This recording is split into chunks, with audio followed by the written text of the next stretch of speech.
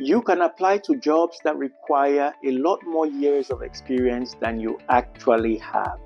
Here is the word to use. Hi, my name is Heine Zumafo. I am your Scrum Scenario Master. Like and share if you find this helpful. Oftentimes, we find that we may not have the years of experience a job requires. We have 1 year of experience, the job asks for 3 or 5, and we stop ourselves from applying.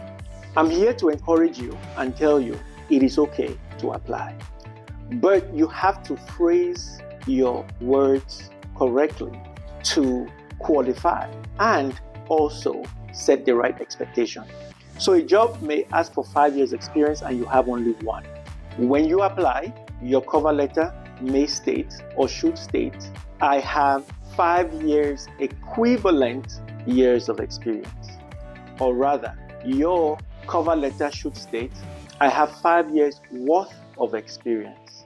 By saying you have 5 years worth of experience, you are saying, even though I've worked for 1 year, my experience is worth that of someone who has worked for 5 years. However, the onus is on you to prove that, which means you must have learned, you must have immersed yourself intensely, acquired the skills, the training necessary to articulate and demonstrate 5 years worth of experience.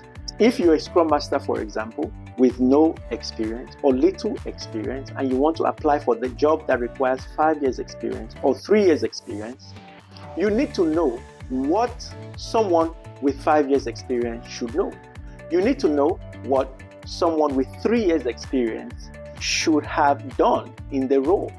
That's where someone like me comes in to give you exposure, familiarity, mentorship, guidance, and training to give you 3 years equivalent worth of experience by exposing you to the right conditions, which means you can apply to jobs that require a lot more experience than you actually have.